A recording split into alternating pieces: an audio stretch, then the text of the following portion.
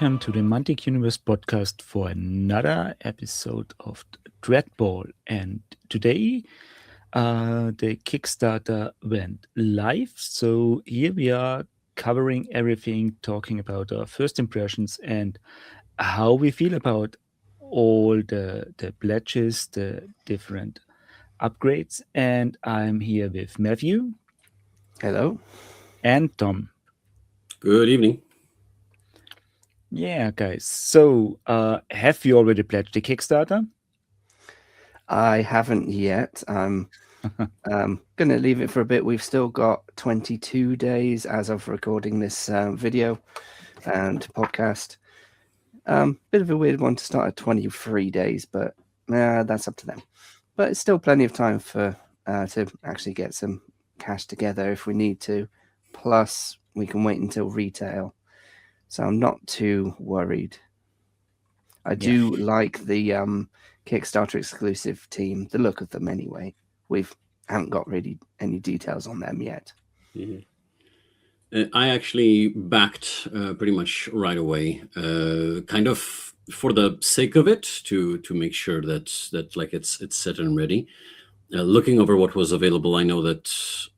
I mean, I don't know. I might still change my mind, but at the time, I thinking like I can see all of the stuff, and what I want is in the highest pledge, as it were. That's what I would want from this game.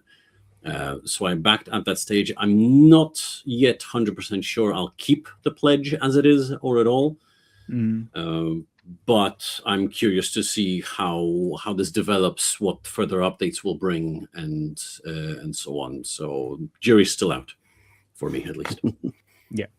I am going for the pledge without reward at the moment, simply because then I can decide when the pledge manager launches how much I want to spend and what items I really want to get. Might be that I just get the Kickstarter exclusive stuff in here and other items with retail. But yeah, I'm waiting for the pledge manager to decide what I really want and to get. So here we are. And I mean, the Kickstarter was already funded within the first hour. This is like the usual thing at the moment. So I have seen other campaigns from other companies that were pulled off if they didn't fund within the first hours, because this simply means that the advertising and campaign development isn't going as planned. Currently, as we look at the Kickstarter, it's an interesting one. There are no stretch goals, so the total amount of pledges don't really matter as long as the first goal is reached. And there's also a nice overview about different pledge levels in here. Guess the picture itself is might be too small whenever if you look this on the smartphone, and for those listening on Spotify, you can look up all the pictures we are showing on the Kickstarter page itself. But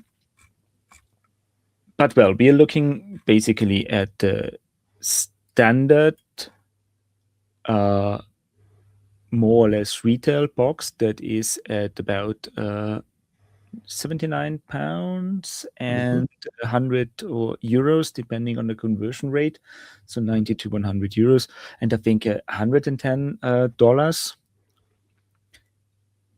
coming. The Kickstarter edition with the Kickstarter exclusive double-sided arenas and 4 teams. Then the next level adds some extra teams and items, and then you have again, and as Tom previously said, it's the all-in item that gets the best value at 200 pounds with everything from the Kickstarter and, well, all the items you may or may not need. The most controversial one for now are the merch ones, which is an interesting point because we haven't had those kind of things before in the Kickstarter, so that's why we covered now already. It's you get 2 baseball caps, 2 scarves, a foam finger for the fans. So I don't know what to think about it, because it's like, if you want to have really an immersive gameplay and have for each player on the side to play along the game, to get fully into wearing the merch stuff, or gift it to your kids or your wife or other half or better half, your partner. If you like, oh, I pledged the Kickstarter, but I got something for you as well. So what's your impression, Matthew, in here? I think they would probably do well to put them into as tournament prizes, even just for participating or for not doing so well. But it's a good little gimmick. The baseball caps would be quite useful. I am a sucker for a foam finger. I haven't had one in my existence, but it is one of those things that's just really quite funny to look at and quite fun to as a concept. It's bizarre. You get sporting events with a giant foam finger in the crowd just pointing up. Yeah. But I like it. I won't back that bit, but I like it. So, Tom, you are going to go with the foam finger, or is this something you are not sure about yet? So this is a very weird one for me, because in my experience, I'd expect stuff like that to be included in a pledge to inflate its price, to be quite honest with you. It's the sort of thing that I would expect to be added to a pledge along with stuff that you also want. And then you end up having to pay a bit more because there's also other stuff that you don't care for in it. However, when I was looking at it, when I was trying to figure my pledge out, I discovered that if you want basically all of the good stuff, if you go for the highest pledge, the gameplay all-in, you get pretty much everything there is for the game. But if you want some fancy additions like the neoprene mats for all of the arenas and the team dice, the team-themed dice, you can get them as add-ons. But if you get them as add-ons, you are paying for them very quickly. You very quickly end up paying more for them than you would for the higher pledge level. So I am currently at that highest pledge level. So assuming I keep it, I will get everything there is needed for the game.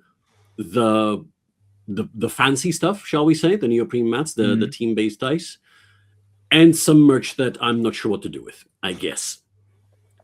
That's where I am. I'm surprised that it's in there in the first place, in the shape that it is. I have no real need for it. I do not expect to be using or wearing any of it, unless for like a gag or something like that. But I do not really care for it, and I don't know why it's there. Yeah. Okay. But yeah, it's a weird one. That's right. I mean, it's a Kickstarter exclusive, so it's the only way to get it. I'm mixed feeling in here because it's, yeah, how to say, I'm a sucker for weird baseball caps, and I have more than I would ever wear, and just to have them, and I have already some weird one around, so I'm a little bit no. So the add-on price that we have in here is £25, which is like for 2 caps and 2 scarves, not that bad. I have seen worse ones in fan shops for the price, so could go with them just for like thinking about it, just giving each one to the kids, just so. Yeah, but it's still an interesting one that they did it in because it's like the first time I've seen a tabletop game going with to get the all. I mean, there are not many sports games Kickstarters on there, but it's like the first one that really goes into this immersive. Oh, we made a sports game, so you need sports games merch in here. Yeah, right. And it's thematic reasonably enough, but it just feels a little out of the left field when we're talking about ultimately a tabletop game. Yeah. I mean, maybe we don't know. Maybe they have planned more for that one. It's like possibilities or the chance of a possibility in here, because like we have already, I mean, we have a Dreadball novel, which is like, do you need a novel for a sports game? And in that one, maybe something else. We have also seen that they go along with some busts for the other game, just to get something for the painters, to put something on a shelf, and just stuff around the game or the IP that is interesting in here. So this is a nice addition in that regard, but still a weird one. So it doesn't get out of that. And the gameplay, the all-in upgrade pledge. This is what we have talking about before. It's the £200 one, where you get like everything that is there, including the merch pack and all the neoprene arenas, which is like, I'm not sure if I need everything in neoprene. I mean, having the basic one that you're most playing with in neoprene is quite handy, but the cardboard ones are just so much easier to store and to pack away, that because we have multiple arenas now there, I'm not sure if I really want all of them in neoprene. No, exactly. Neoprene is lovely and it's quite durable, but then you kind of store it away and it's all rolled up and it just kind of stays that way for a bit. It's all great, but it's still good. The cardboard ones are standard and you can't really go wrong with the cardboard playing field, basically. Suppose the question is how much sort of, how do I put this? How long the life cycle of All Stars will be? Because I have some older and some newer cardboard pitches, like the standard pitches for Dreadball 2nd Edition, and at least one of them is only, I wonder if I'm exaggerating, it's in a decent state all in all, but it is very much showing signs of wear, especially on like the joints and seams. I worry that at some point a part of it will come off when I least expect it, and I have visible like breaks in the pitch on the visiting side on at least one of them, and I think the other one also is starting to show signs of wear. So then again, they were made ages ago, and maybe they can be made a little better this time, as it were, and maybe there isn't as much of an expectation of longevity as was with the others. I'm not sure. It's very, the future of Dreadball and the future of All Stars is very much a big question mark. So it's a little hard to say, hard to set expectations for these components. At the same time, I have to admit, as much as I like neoprene mats, part of the reason I'm not sure if I'll keep the pledge as it is because they are a bit of a storage headache when you're primarily dealing with cardboard rectangles, not rectangles, cuboids, let's say, in terms of boxes and everything else. And you don't want to thaw them because that's how they crease. You want to roll them, and then you kind of don't know what to do with them.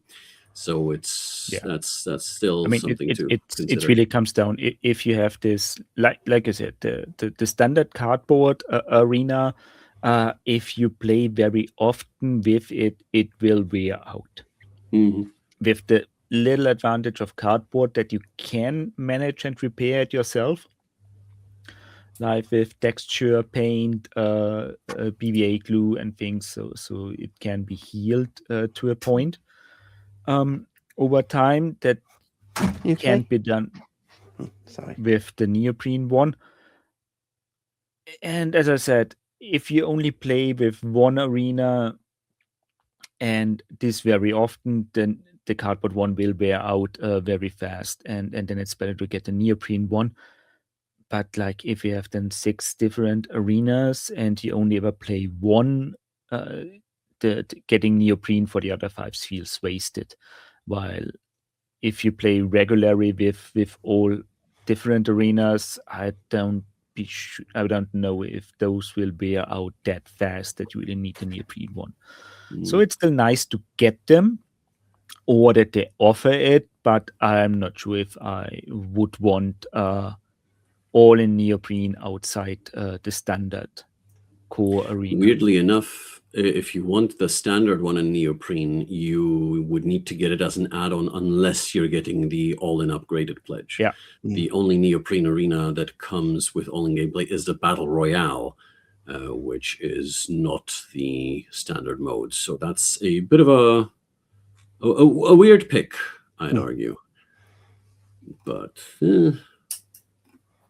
I mean, I'm not sure if that's a weird one, because it's like the Battle Royale arena is the one that will get heavy use because you're playing with 5, 6.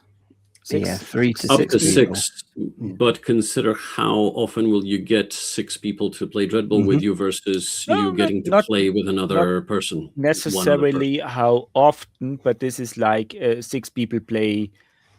If I recall back my youth, those games were usually in a pub.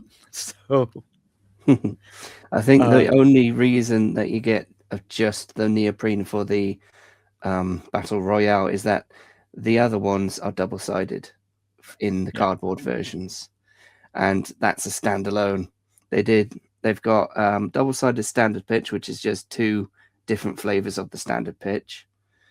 Then the next pledge level we'll probably talk about later, but that's got 2 different pitches on it. It's got the I can't remember what they're called now. Yeah. The neoprene standard arena is said to be double-sided according to the pledge information.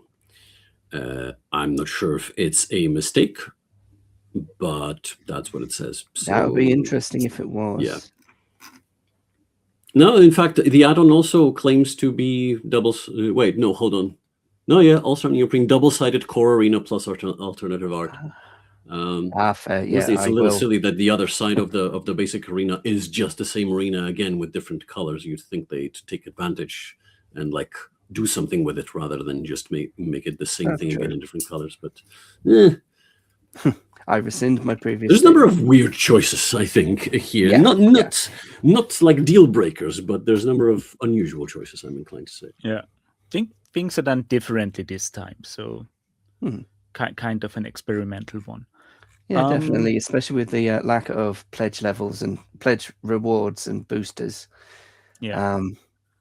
But I get what they're saying. They're trying to kind of focus on the same box and have it as a standard rather than add bits on afterwards. I have to say I'm quite on board with that. I'm mildly surprised by people sort of, why no stretch goals? We want the excitement of unlocking things. I much prefer the certainty of getting everything that is on offer / what I pick to receive rather than hoping that we cross some threshold so that the thing I want that isn't available by default is made available. I like a clear offering.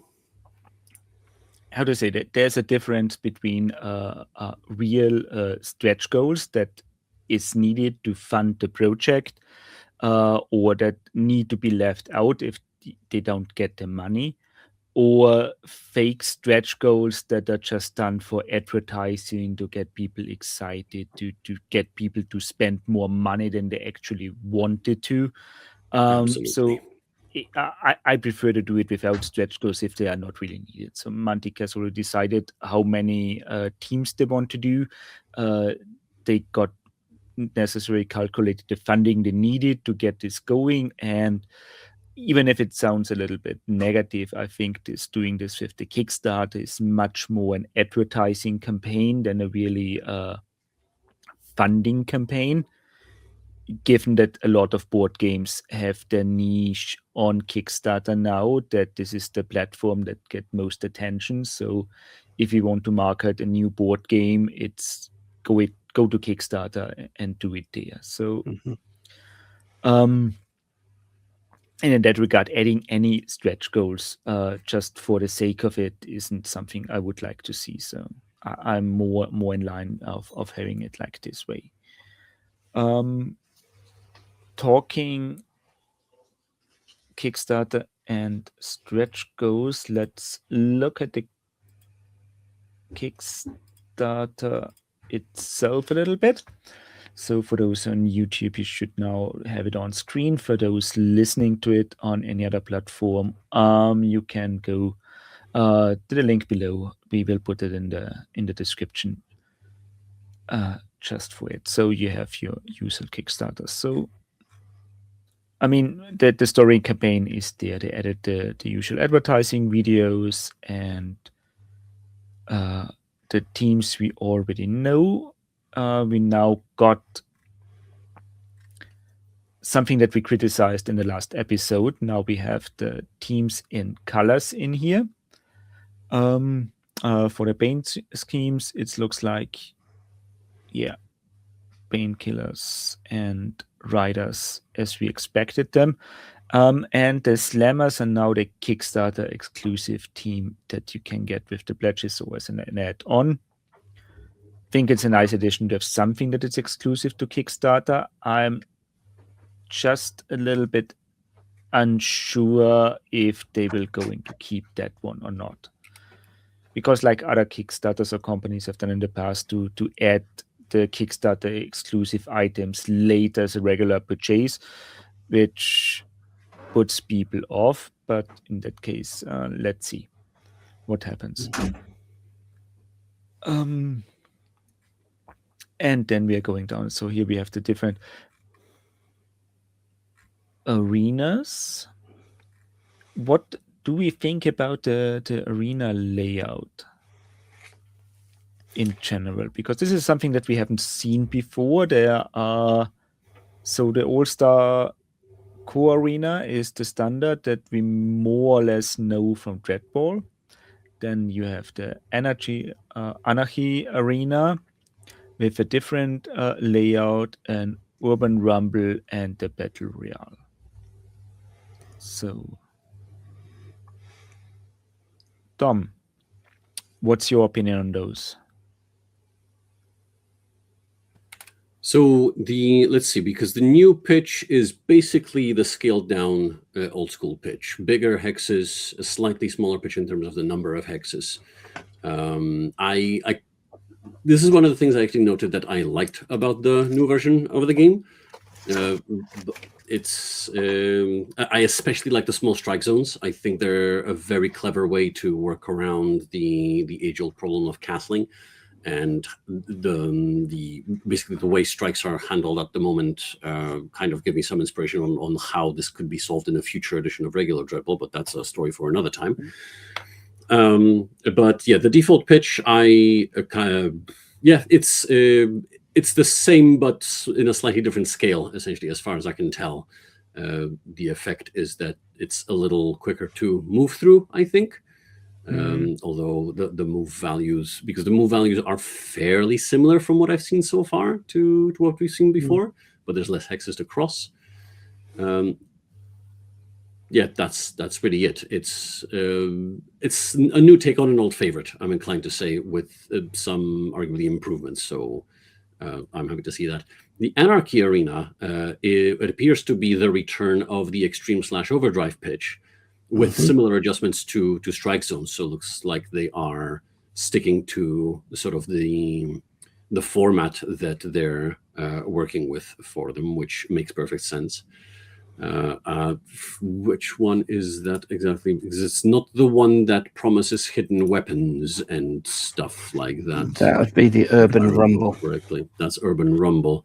We'll get to that in a moment. Let me see this in a way that I can actually read. This one was with like changing rules or something like that, which maybe evokes a little bit of the chaos of Extreme. Yeah, I think that is a reflection of Overdrive. You've got Dominion, Domination, Flag, and Bomb mode. So that's Overdrive very had much a similar thing. They've got Overdrive. Yeah, they've got the kind of King of the Hill type domination mode where you control zones. They've got to keep something. Yeah, there's the I want to say it was capture the flag. Yeah. Which I don't remember if it involves returning the flag like traditional like CTF modes you might know from video games, or just keeping hold of it till you score. Yeah, I think. And there was the opposite, the pass the bomb, which was bomb. a nice inversion of you specifically do not want to be holding the thing at the end of the round. So it was. I would argue these modes were one of the better things about Overdrive. The fact that in the box you got actually a number of variants of the game. So that's cool to see in this version as well. Yeah. And then we got the weird stuff, the new stuff. Now that I look at it, yeah, I remember looking at Urban Rumble and Battle Royale and struggling to see the hexes in the middle of the actual pitch, and was wondering what the hell was going on there.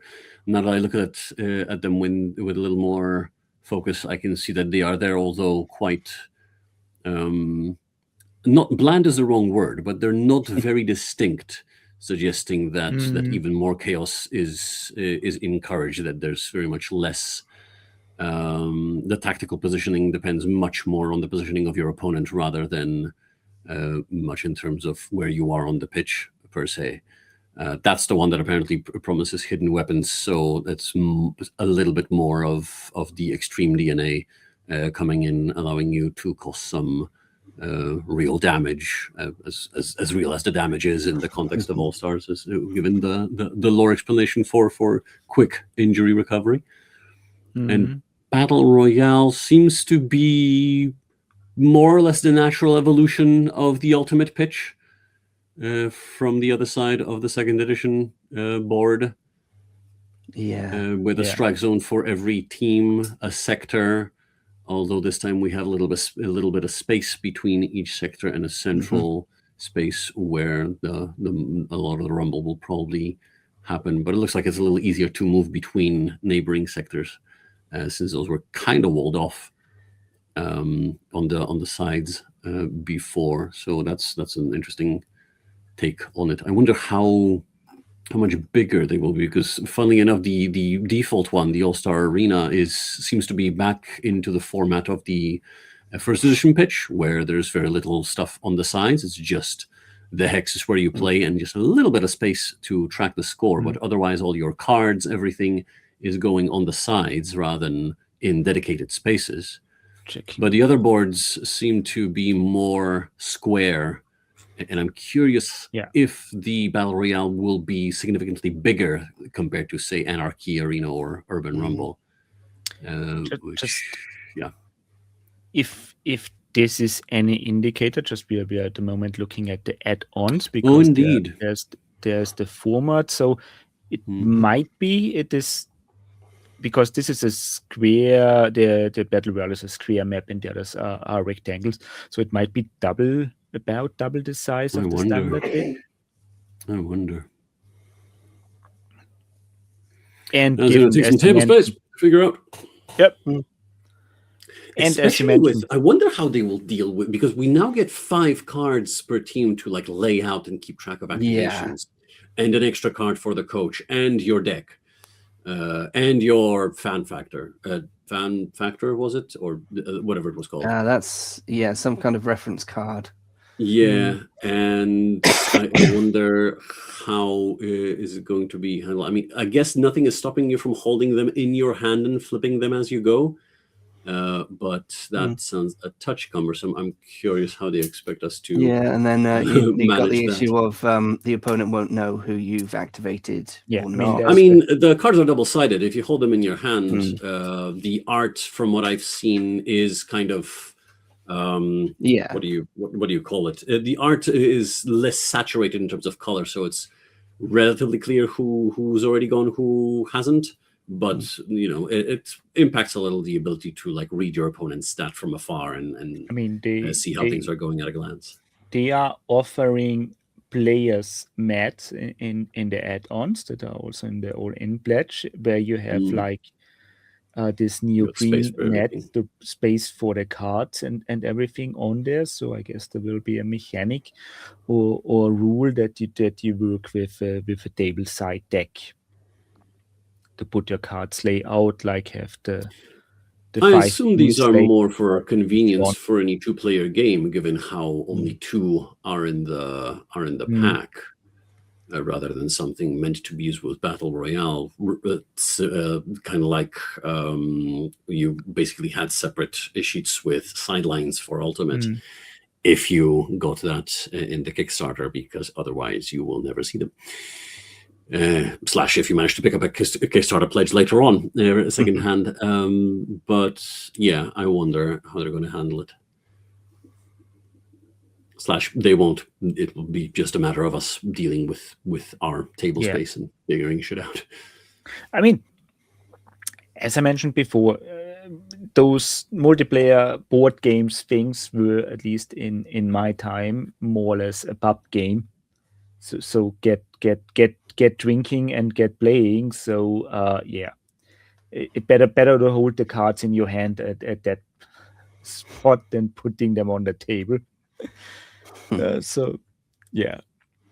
So I don't expect a lot from Battle Royale, to be honest, but much more as a beer and pretzel in the literal sense. Battle Royale is one of the. It's one I'm more curious about, to be honest, because Ultimate, as I'm sure everyone interested in Dreadball at all will know, that Ultimate didn't get any at all support after the release of Dreadball 2nd Edition. In order to play Ultimate as intended, you had to get to the appropriate Kickstarter pledge. There was no release of the Ultimate specific cards. There was no release of the separate sidelines, and no release of the sector-colored 3 action tokens for the 4 other teams that can potentially join you for a game of Ultimate. So, and I think, as much as I'm not happy about how it was handled, I am inclined to say that I might understand why. It's because it's a bit of a cumbersome mode.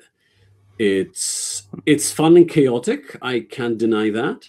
And if you're playing with 3 teams, it actually can go a little faster than a regular game of Dreadball, because it technically has 9 total actions across a round, which is 1 rush per team, versus 10 total in a pair of rushes for regular Dreadball. But as soon as you add the 4th team or more, the length of a game extends dramatically, to the point of it being almost unfeasible for most sort of like social situations. This would definitely be very specifically a home thing. You are spending a good chunk of your day playing Ultimate if that's what you want to do with 4 or more teams, especially with more. So I'm very curious if Battle Royale addresses that in some way, if they manage to wrangle this mode to something more feasible. So I'm quite curious to see how that fares. Yeah, agree. So curiosity in here for the most part. As we already have this open, looking a little bit at the add-ons. So we have the different dice as well, with your colored D8, with the team icons on the 8. Yeah, I guess this is a nice addition. And £8 for the Kickstarter dice is a reasonable price in here. I like that they are doing this dice, thing. So yeah. I definitely want those, unfortunately. Yeah. I've already got the ones with when they did the Epic Kickstarter. I think this was the first time I've seen them doing the faction dice thing, and this was also the one item that caused some delays on the Kickstarter, because this is like another company making them, so this is not how to say, it's usually when those are produced. So I don't think that anything what Mantic from All Stars is produced in-house at all. because the models are PVC, so those are going from a manufacturer. The cardboard is printed, might be a different company or the same, depending on if they go with one of the bigger board game producers that do everything, or just with the different models and printing company. And as far as I know, they don't do dice, and dice will definitely be a different company. So depending on as they aren't Kickstarter exclusive, it might be for you, dear listener, that if you want to make sure to get your package as fast as you want to get the dice later in retail and not with the Kickstarter, even if they're more expensive. So because this is an item that could be delay your shipping later on. Yeah, I am a sucker for thematic dice as well. Just have nice colored dice that match my team, and it's perfect and it's great. Yep, they got us with that one. I cannot deny that. But yeah, they're assuming that you will color the Kraken's uniform in purple, or Juggernauts in green or yellow. But yeah, I mean, have thoughts now on that I got the dice, I later, definitely will. Yeah. I mean, arguably, you can flip the logos might not match up, but you can probably flip the color schemes around and match up the dice again. But yeah, no, I have thoughts on that as well later on. I mean, worst case is, I mean, for the Krakens it would work because it's like they have white symbols, so you could use a different color to color that one out to match your team if you paint them in a different scheme. With the Juggernauts on yellow, not so much. The Jets dice, coloring the dice itself is usually a little bit more tricky. With the Painkiller dice, it would work again, and also with the Slammers dice. So those that have the white symbols, there's some options to make them fit your team if you paint them in different colors. So maybe if you're already planning to do a different paint scheme with the models, might be worth to go with the one of the dice sets that has white symbols to match your colors, and ignore that the symbol doesn't match. On the other hand, if you're a dice goblin, then you probably, funnily enough, if you're a dice goblin, I was going to say that you probably know where to look for the dice to pair up with your preferred color scheme for your favorite team. At the same time, pools of D8s are not something that's very common. That's sold, so you might be assembling from different sets or individuals, so that might be a bit of a challenge. Again, I realized as soon as I thought that there might be a way. I mean, there were colored. Mantic is selling colored D8s in the standard colors for Firefight or their sci-fi games in general. So there's no, of course, they will have the symbol on it, but it's like there's the options to get some colored dice from them as well. Fair point. Yeah, and of course there's a single different colored D8 in the set, in the standard game, and different colored, just a red little D6 for the scatter die. So it's possible that they could sell just plain colored D8s. But I agree, it is difficult to get to source online, especially with like eBay and stuff. It's easy to get lots of the same colored D6, not so much D6s and D10s. Yes, are fairly easy to acquire in batches of the same design or color, but anything else is a little tricky. I mean, just looking it up. There's also now they have the Hello Flashpoint dice set that gets you white and black ones, and then they have a D8 dice box with 27 eight-sided dice in white, black, and red for £12.50. Nice. Matching 15 euros. So that should, white, black, and red. So still limited, things. But it gets you covered if you want one of those. I will also point out, looking at the standard pledge, Kickstarter exclusive marbled dice. So even the dice in the box should be pretty. Yeah, they should be pretty. They're white and red, but they're marbled. Mm-hmm. Do they have a picture? Yeah.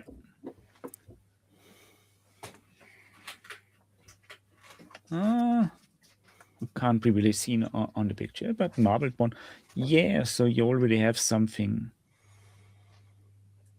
I think that this is with D8s being hard to source. It's nice that they put some special ones in there. Actually, instead of the standard white ones, so you should get enough of that already. As we already have the picture open, let's look a little bit on the standard pledge in here. So we have that for 80 pounds with the 4 teams, the Juggernauts, Jets, Krakens, and Sabercats. I have to say I hope for the Painkillers, as this is the team I would like to get in addition to the Krakens. So standard pledge, not for me, obviously. And here we have the double-sided All-Star Arena in the classic Dreadball colors as a Kickstarter exclusive. The rules are 50 Dreadball and event cards, 28 team cards, the 4 balls, 4 team tokens, and the championship trophy. Right. For everyone who likes good box sets, I guess with the Kickstarter exclusive items on the white marble dice and the classic colored Dreadball pitches, it might be already worth to just go with the Kickstarter and not wait for retail, just for the special items in here. Going then, there is the expansion pack, adds the Painkillers, the Riders, the Anarchy and Urban Rumble Arena, more the Dreadball and team event and team cards, the tokens for Urban Rumble, and 2 more trophies. So this is like not much more. So from 80 to 120 for the 2 teams and more pitches. I have to wonder if it's at all, because I looked briefly at the tokens for Urban Rumble, and they are quite reminiscent of the boxes from Extreme, and I can't help but wonder if you can at all adapt those, if you have any extras or picked up any of the very cheap accessory sets for Extreme from Mantic's store. I don't know if they're still there. Yeah, it's possible. If you can make nice little boxes. I've seen some playtest photos, and they are literally using the Extreme crates. Excellent. Yeah, so it's possible. So at least there's some crossover with the old games. If it's just component-wise, BBC tokens. Component-wise, yeah. I did like I remember when I got told what was that? I want to say it was it Overdrive or something else? I'm trying to remember now. I was able to reuse some of the stuff from Extreme for Overdrive, particularly the health. I managed to get a hold of the acrylic damage tokens from Extreme, and they worked very well with Overdrive as well. The cardboard tokens were just a little bit of a letdown, but then again, that also is an attempt at keeping the game's price a little lower while delivering on the important stuff on the gameplay and the minis taking center stage. So I don't really disparage that, but I can say I don't like premium components, I gotta admit. Yeah. I mean, it's a thing. So the next pledge would be the all-in gameplay patch, adding everything that is simple, just the gameplay things. Let's talk a little bit about the exclusive team in here, because it's the Slammers. That is something that we haven't seen before. So you get a human in a mech suit and a robot. That's the 2 things I can make out, and the others are hard to guess for me, at least. I'm not sure. The bottom right is the Grogan. Yeah, that's what I was So that's thinking. a Grogan, who acted standard as the guard guard in from- the convict team. Yeah. In fact, I'd argue that the person on the left bottom corner is reminiscent of one of the convict strikers, if I recall correctly. They had the mohawks. The robot isn't really... The design doesn't seem to be similar to any robots we've seen before in Dreadball. The mech suit / power armor of the main guy is very close in design to the Mechanite Captain's brute forces sort of power loader kind of thing. So I wonder if there's some connection there. Can't say I have any real idea about the guy in the top right, but I have a suspicion it might be a hobgoblin. Judging just by the general attitude and like head shape mainly. But Possibly, I wonder. We'll learn. It's difficult. That's my guess. That's what I'm putting my my I don't know £5 on or something. I don't know. Yeah, right. So we know nothing about their gameplay or lore at all. I'm afraid. No. To be completely honest with you, they feel a little bit bland for an exclusive team. Where we had two teams with fantastic giant rats and the best boy, the Ultra Gator Snapper, and here, like to be quite honest, the main draw of this team is the power armor for me. The rest I can take or leave, but who knows? Maybe they do something interesting. Maybe, I'm also feeling weird. Sorry, I am quite interested in them, and looking at the colored picture. That creature is kind of green with an orange spiky mohawk type thing. So it could be a hobgoblin, but it could be something else. I don't know. I have no idea, but they have brought in new species. They've got a cat person now, which is not an Indige, but something similar. I wonder if it's like my first guess would be that it's another Indige variant, because I remember in I think one of the league books there was mention of it that Indige is a sort of catch-all lazy term by the GCPS for the inhabitants of the Azure Moon. I wonder if it's another Indige variant or a straight-up new species. Yeah, that's true. And Brute Force might actually be the person pictured in the team, because we've got two other MVPs as it is. We've got Reek Rolat. I'm not convinced if that is Brute Force. I am under the vague impression that the person in the mech suit is, I don't want to say obviously, but maybe at least.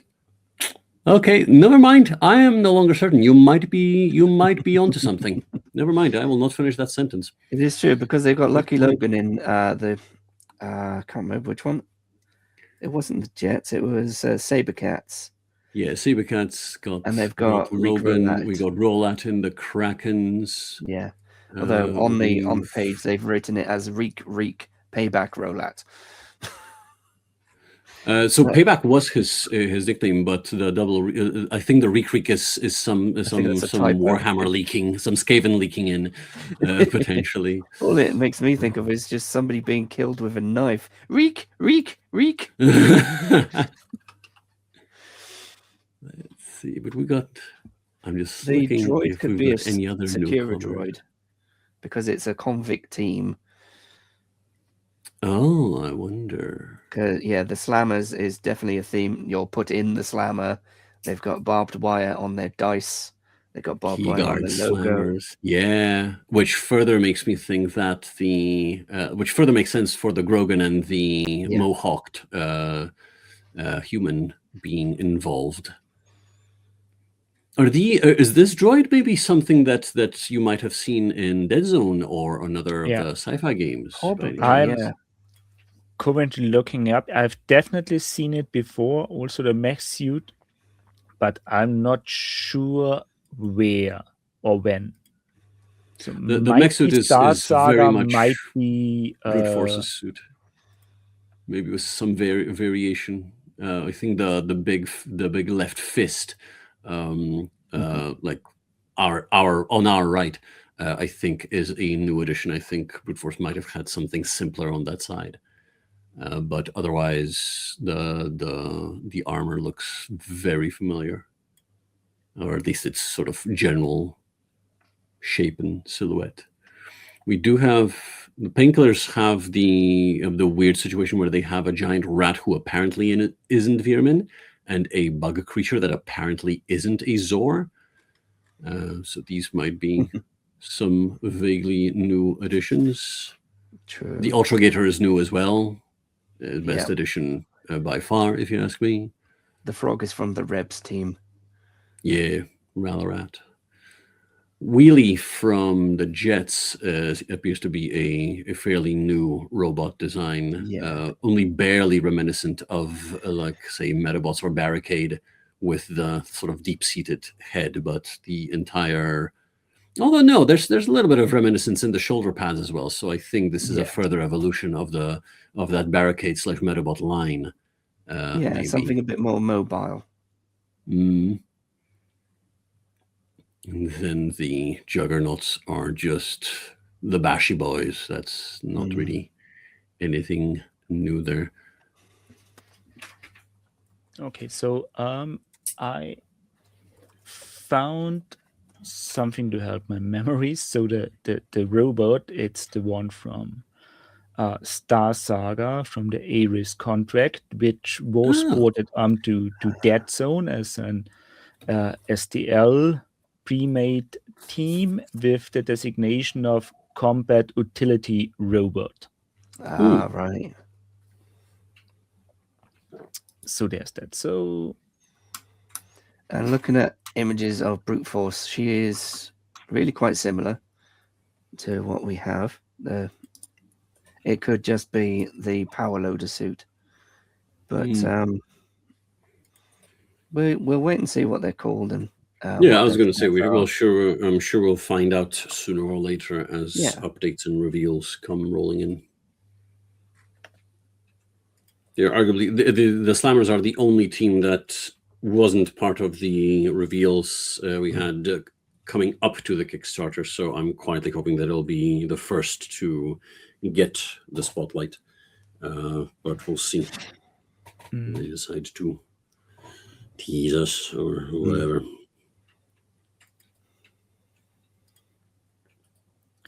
Right. So the rest of the all-in gameplay pledges.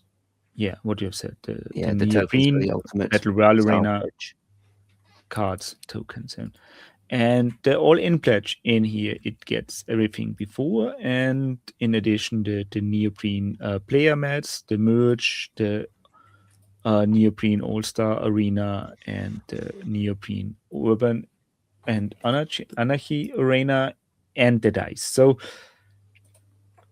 and that's the thing that we have had before, like you have the dice sets, I think, were 8. So just for the 200 pounds, if you get the next small bag for 150, it's just because of the dice already worth it to get the bigger one. So even if you don't need or want to, the other thing. Also, the player mats might be something I see useful. We already discussed the neoprene mats so it's just if you want the dice for all your teams, or if you plan to get all the teams, it's like the all-in pledge is already like the worth it already for that. So, and something very different in the updates of the Kickstarter campaign. We already got was it in the first update, I think, some links they got in the first update to the Kickstarter. You find an early draft of the rulebook on a Dropbox link, which is currently at version 1.3 with a changelog in red, and you can now playtest Dreadball All-Stars before you actually pledge it, which is a great addition to the game. I have to say, this is like, you don't buy a blind box. You can actually play the game, see if it is for you before you put money on the table. So how do we feel about that? That makes a lot of sense in a kind of advertising wise, and getting you kind of reading the rules, you get more prepared for the game itself. I'm mildly surprised that they came out with the rulebook this early. I expected that this is something we'll have to wait for. I'm quite happy that it was available right away. And given how it is, when you download the file, it is marked as an early work in progress. So this also suggests, or at least, I don't know, it gives you hope that there's still space for some changes if I don't know, if people need to be vocal enough about certain elements of the game. But we've yet to hear about any like particular feedback channels or anything like that. But I think it's definitely worth providing that feedback one way or another. Yeah, I mean, maybe someone from Mantic is listening to us on the podcast, so we can provide feedback here as well. Anyway, I guess writing them an email always helps, putting comments on the Kickstarter until they provide, or specifically asking for them to provide, because I guess maybe we get a dedicated email or Google Sheets thing online. I think that would demonstrate quite Yeah. a lot of, I don't know if goodwill is the word, but the fact that we're not only making this available for you to sort of see and be able to make an informed decision, but we want you to like this game, and we want to hear from you what you think may or may not be missing or not right, so we can look into that. Exactly. I think that would mean a lot. Yeah. Yeah. So maybe if they're they truly should dedicated to making it the best that they can, they would listen to the fans who have already played Dreadball for years and years, but kind of update the rules accordingly if they need to. Yeah. I mean, for anyone hoping that they are going back and changing it to be just a re-release of Dreadball Second Edition, that won't happen. No. That's not that game, and it won't be Dreadball Third Edition either. So it's like, it's All Stars. It will stay that way. But if there's anything we encounter while testing it, where they say, okay, this doesn't work, or this isn't fun, or this feels cheesy, reporting it, writing back to Mantic and saying maybe this should be changed, or this doesn't feel right, is the best way to do it. Just even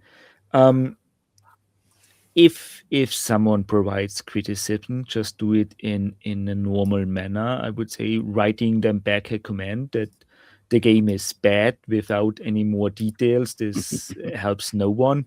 I mean, it helps you, the listener, to get a bad feeling of, but for any improvement, that's not good enough. So constructive criticism rather than destructive. Yeah, stay friendly, stay honest, and point it to the details you don't like, and just giving a brief overview. But it's bad and nothing else. The same way, if you really like it and say it's good, doesn't help either, because it's what specific is good. If you have something to point out, this mechanic should be kept. It's also part of the criticism. So this works really well, but this doesn't. Okay.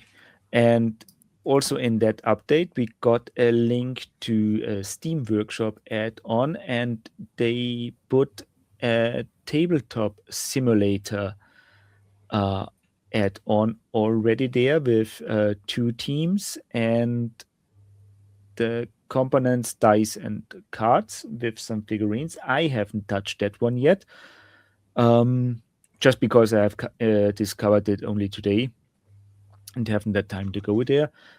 Tabletop Simulator, for those who don't know it, is sandbox program on Steam. You can purchase it for about 20 euros at the moment, which is usually on sale a lot for 50% by the time. And it's really just a sandbox. You can do anything with it. You can build your own games there or go to the Steam Workshop and load made mods that have the game-specific things on there. And it is for a very long time, I think, a go-to for online board gaming in various ways. I think, Tom, you have already tried it?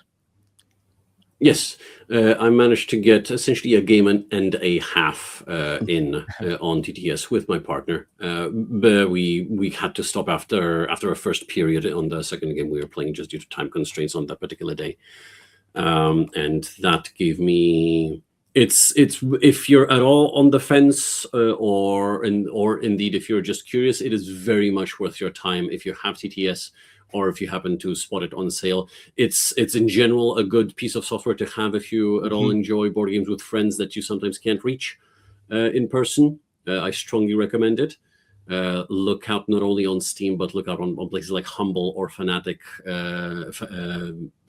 I think it was called. We're not sponsored by either of those companies because they not only often go on sale, you can often find a 4-pack of the game at a fairly decent price. And then you can get yourself a copy and then gift 4 more friends, and that's how you get playing board games over the internet. All Stars on it itself is a fairly competent mod. I think there's some things like personal quibbles I had with it, just that as I would have with any sort of pre-made mod that I would fix. I think the names and stats could have been included in the name and description spaces for the individual figures. But that's something I just later did myself and saved the game. So rather than load the mod, I just load the save and have everything ready to go that way. So if you want to put just a tiny bit of extra work, you can have it tailored to your preferences. Some of the art, I think, is a little outdated, where there's no immediate obvious difference between the activated and ready side of some of the cards. There was one card that had an incorrect ability that has actually already been fixed. But most importantly, it's a little clunky because the way you basically interact with anything in TTS is, rather than seeing a board on a table like you usually would, you can only see it through the window of your monitor. So you will be zooming in and out and sort of flying around the table if you zoom in too close and taking a little while to get to places. And you functionally only have one hand to play the game. That is being your mouse, unless you're playing in VR, which kind of alleviates some of it, but I have no idea what other challenges it might have. So the game will take longer than it probably will at the table, simply because of the nature of controls. So keep that in mind. If you spend 2 hours on a game, there's a decent chance you might manage it in an hour and a half, maybe even an hour, if you had it on the table. I'm not sure what the growth rate is, but I remember testing some old design of my own and the game taking dramatically long, despite not being that complex in a particular iteration and so on. But that's neither here nor there. Definitely worth your time if you want to check the game out before you pull the trigger on any actual money to spend. Especially if you're a Dreadball veteran, it will be one thing reading the rulebook. It's another thing actually seeing those rules interact and making up your mind about whether this still feels like Dreadball or not to you, which I'm sure can be a divisive topic in and of itself. Strong recommend. Check out the TTS mod if you're at all interested, and especially if you're on the fence.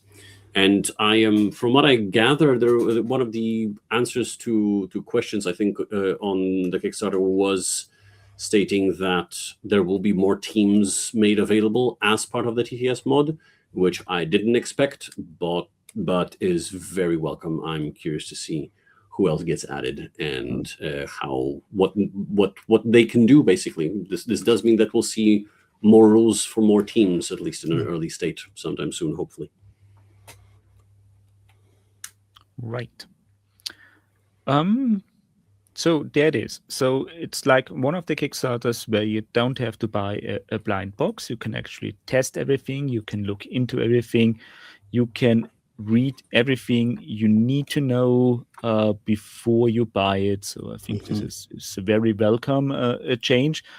And I think for this, it was worth giving up the stretch goals.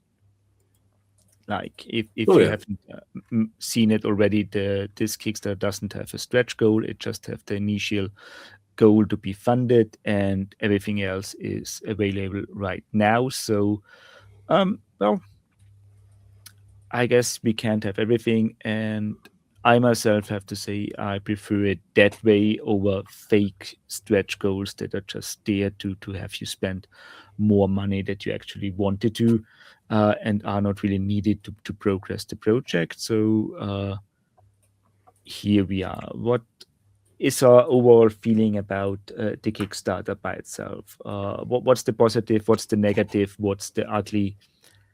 Matthew. As always, it's pretty well built. It's simple to get all the information.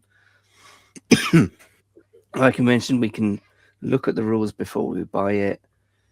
There are one or two rules that are just a bit meh. Mainly looking at the illegal procedure rule, which for somebody who kind of does things a little bit out of order is quite punishing, but it's not too bad right now. Hopefully with feedback from the community, it will either be as is or removed. Basically, if you haven't read it yet, the turn order is that you activate one of your players by flipping one of their cards, then moving them and doing an action. If you move them before flipping the card, the opponent can call you out on it and you lose one of your cards in hand. They are for bonus actions and extra bits. For somebody who does things out of order, not deliberately, I've been known to move my player and then put the action token down. It's going to get annoying.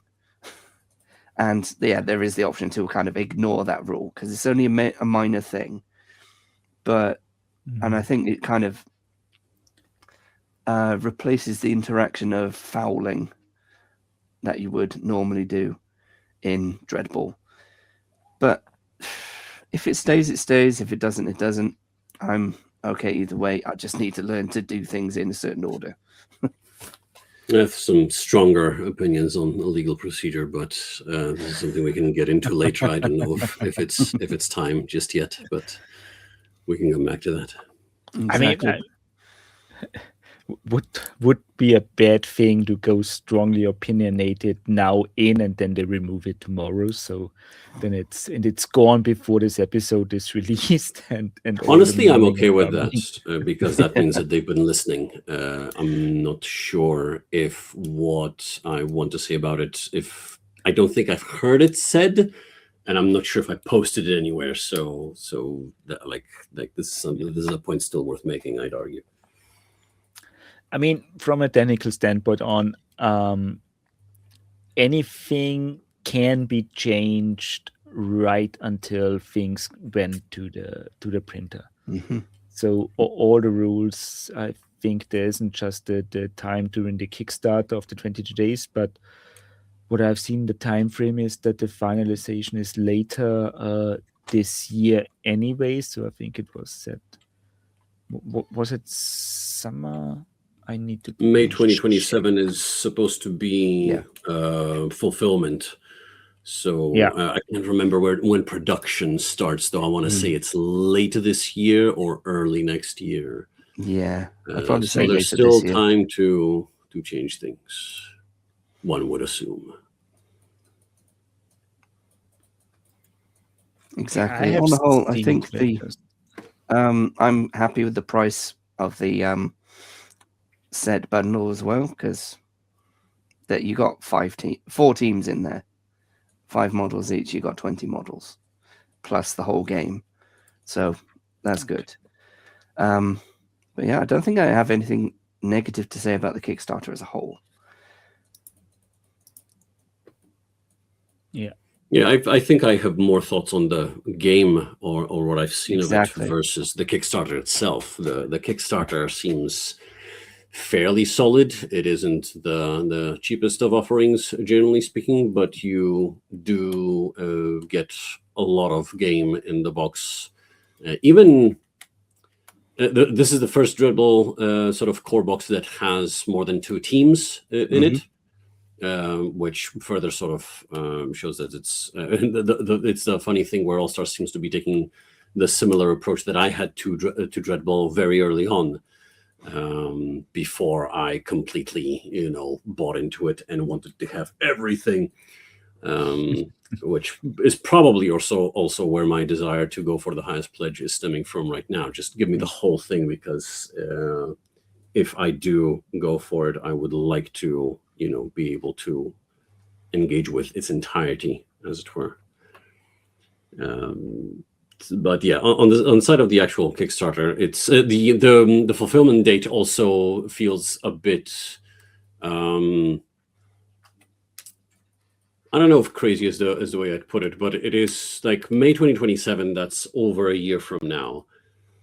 I realize it's actually less than I thought, because we are already mid-March. But at the same time, it does suggest that it might be a realistic date. Long ago, I have stopped assuming that I'll get a Kickstarter on the date that they advertise that they will deliver, and just don't bother with expecting it. It's just I will support a project, and a year or 2 later in the future, sometimes more, shit happens, I'll get a nice surprise.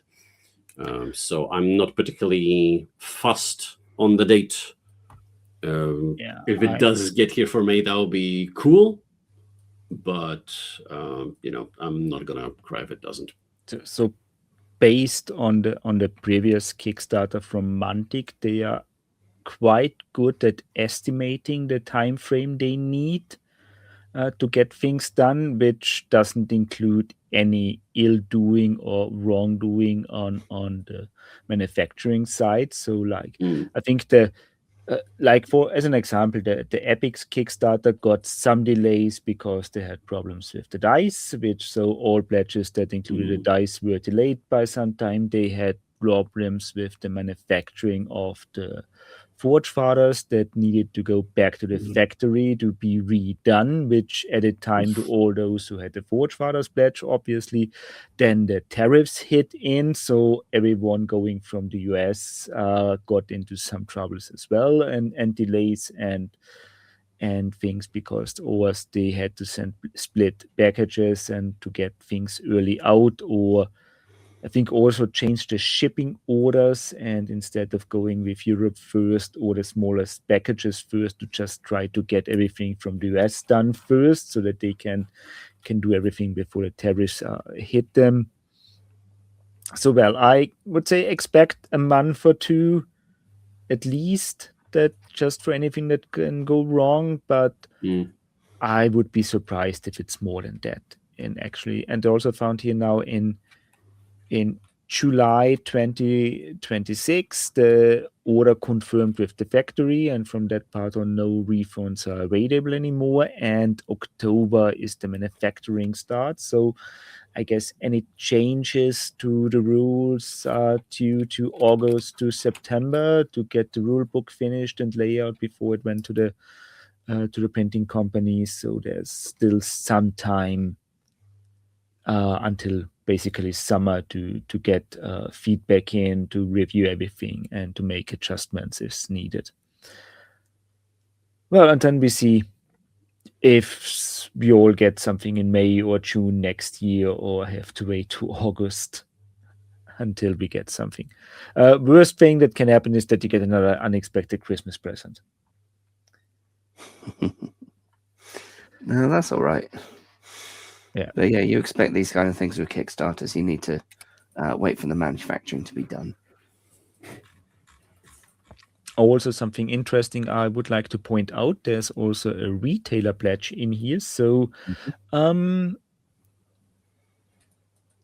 depends on where you are. If you have a shop nearby that thinks about getting it, or if you wanted to support your local friendly game store instead of ordering directly from the company, get in touch and ask them about it, because I don't know what's the minimum pledge what they take, or the details, if they are okay for the retailers. But if enough people from a region to a shop ask them about it, or require it, or it may be an option for them to go to the Kickstarter over the shop. Also, for those who cannot take part in a Kickstarter campaign for whatever reason, it might be an option to ask a shop to go with it, or ask friends to combine a pledge. So this is in here. So I think this was also with the last Mantic Kickstarters, but I haven't seen this from a lot of other company doing. So guess this also means that they are pretty confident on the fulfillment and release date for the regular manufacturing, because retailers who bake the Kickstarter would get it first, of course, but then everyone else following soon after, just by having this option. So we should get it to retail summer next year. It's a good estimation. What do you guys think? That sort of stuff, I think, is a little beyond me, so I'm not going to try to judge that. I don't think I'm in a position to. All things considered, all things going well, probably. But you never know, like with Epic Warpath. Yeah. Especially if May 2027 is supposed to be planned fulfillment to backers. I wonder how close to that a retail release is. If it's something that people will start seeing All-Stars in stores here and there before they get their copy and be confused about, or if it's going to be more of a situation where the backers will get the games early, and you'll see the game in a couple of months on shelves. Could go either way. I've seen both happen. Yeah. I mean, it happened with Epic Warpath, because depending on the pledges, like I had the dice in my package, so I got them after the local store had the core boxes in stock. So yeah, well, it happens. But at least I got the dice. So this is the the thing they get us with that thing. So right. So we're a little bit over an hour now, so let's get a quick one into some of the, let's call it the ugly stuff. Tom, you have some strong opinions, you said, about all those things and the game. What's up in your mind? If we want to start with what I quote unquote dislike about the game, we can do that, because that then later leaves us space to say what I like about it, because there is stuff to like, I would still say.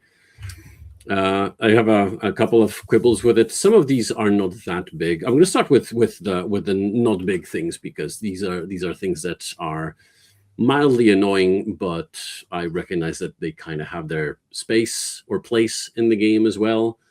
Let's see. For the small things, injuries don't feel like they have a lot of impact anymore, because of how quickly the player can return.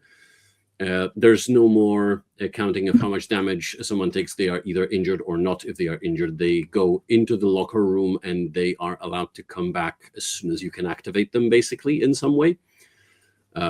This is apparently... You'll see that in the comments on the Kickstarter when the Mantic team is replying to stuff, and I believe it's somewhere in the rulebook as well. This is supposed to be backed in the lore by the fact that unofficially, no one will confirm this, but apparently cloning technology is good enough to just clone the player that's been injured and send them onto the pitch right away. And we're sure nothing bad happens with the injured player that's been taken off. I'm not a big fan of that sort of lore bit. I get that it's furthering the dystopian ultra-capitalist vibe of the GCPS and the Warpath universe, but I just don't find it fun or entertaining. I would much... I guess that's maybe the vague idealist who doesn't fit the universe in me, that I want Dreadball to be about achievement and excellence of the players on the pitch, and them building up a reputation and experience, rather than it being just a huge money-making entertainment empire. But I guess that's just my qualms, maybe not even with the game, but with the in-universe solutions to things.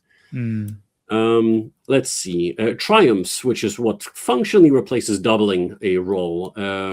Triumphs feel a little bland, to be quite honest. Admittedly, at the same time, they're simple and quickly resolved. Basically, in the vast majority of cases, if you triumph, you also draw a Dreadball card. This sort of replaces fan checks and the act of collecting cheers to then exchange for cards or coaching dice. You just get the reward right away if you do well enough, which is nice and simple and plays fast, but feels a little bland compared to having a potentially bigger or smaller fan reaction and also choices as a result of that reaction. So that's kind of gone. There's also the event deck that kind of, I wouldn't say runs the game, but is a sort of looming entity over every game. You pull an event deck card at the start of the game, and basically at the start of a play period, and whenever a strike is made. So most of the event deck sort of events feel a little on the bland side as well. It is not really comparable with the event deck for Dreadball 2.0, which was full of flavorful, weird stuff. Most of you don't really get a lot of flavor with those. Most of the flavor is just encompassed by the title of the card. Most of what you read afterwards is just the effect, and that's largely it.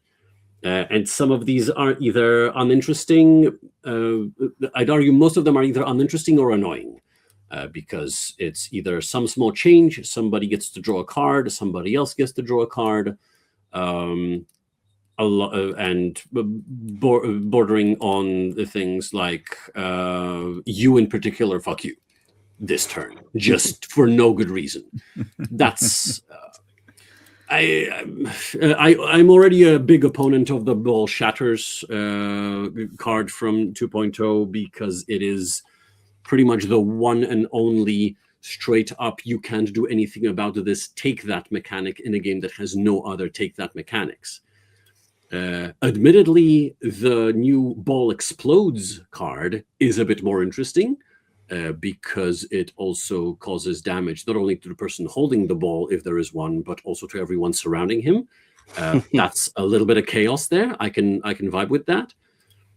But things like you have the foul dice, well, I guess you don't anymore. Or if you have, I don't know, a certain amount of cards, lose one just because I hate you today. Something stupid like that. It doesn't really do anything for me. Let's see. I'm not sure if I had the chance to say that, but the fact that the team names and color schemes are quote unquote a little locked in that you have the art of the players on the cards, even though the minis aren't painted. You are arguably, of course, more than able to paint them however the hell you want. But the cards you'll be using with the game will not match the minis at that point. And that feels a little weird. Or at least mildly annoying to me, maybe. I'm quietly hoping. There probably may or may not be ways to deal with it, whether by scanning and printing your own or commissioning someone. If you play Magic and know what altar sleeves are, if you have a friendly altar sleeves artist, maybe you can get some altar sleeves for your Dreadball cards. Who knows? But that's custom work that might get pricey. Let's see. When we're talking about teams, I mentioned briefly, I think, earlier, the Kickstarter exclusive team looks a touch bland compared to everyone else, with various weird aliens, giant rats, frog people, Ultra Gator, my beloved, nameless guys, robots, power armor. I get that we have the brute force stand-in / relation / doppelganger, whoever, in the team, but the rest are kind of just dudes and a little robot. Like, okay, I guess. I'm sure there could have been a more interesting exclusive team. On the other hand, maybe that's the point. Maybe to reduce FOMO, if someone doesn't care for the slammers, they can just skip them. Maybe that's the point. I mean, would be saying that the most grounded team is the Kickstarter exclusive one. So I wonder what that is saying about Dreadball All-Stars. Yeah, that's a weird one. What else? The Switch. So this is a weird one. This is borderline. No, I'm not sure this is something I can really hold against the game, but it's not something I'm super excited about. The switch to D8s seems to be done more for the reasons of sort of consistency across the sci-fi range rather than anything else. It's not as impactful on the game because the way stats are interpreted changed as well. My initial reaction to the 8s was quite positive because I expected that the result would be more granularity in the stats, where you're no longer limited to, say, in the vast majority of cases, the stats in Dreadball were between 3 and above or to 5 and above, with rare 6 and above among teams, and a very rare 2 and above among some of the MVPs. Because you're rolling D6s, that's as far as it could go. With the 8s, that gives you a few more points to fine-tune stats between teams. Since stats are dice pool, basically the size of the dice pool you roll now, them being D8s doesn't really matter. They could have easily been D6s. In fact, them being D8s means explosions will be less common. So that's taking away a bit of that volatile nature of Dreadball, shall we say.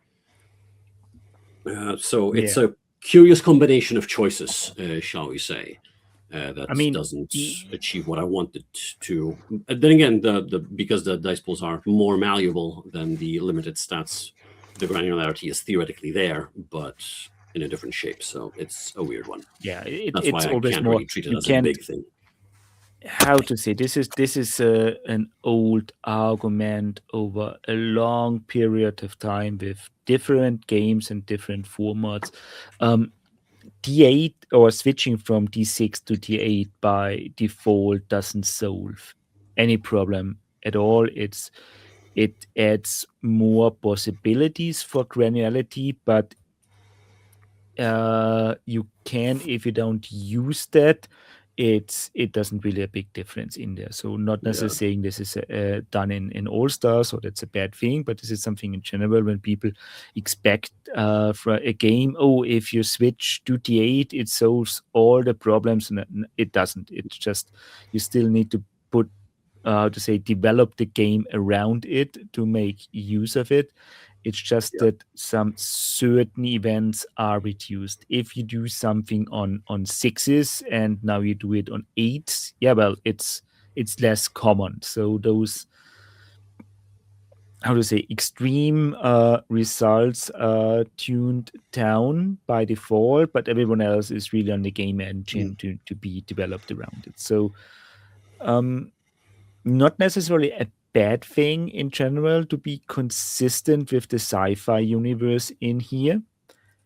As we discussed before, now you have the firefight dice available. You can choose from different games and different colors from the Mantic Warpath universe to get your dice.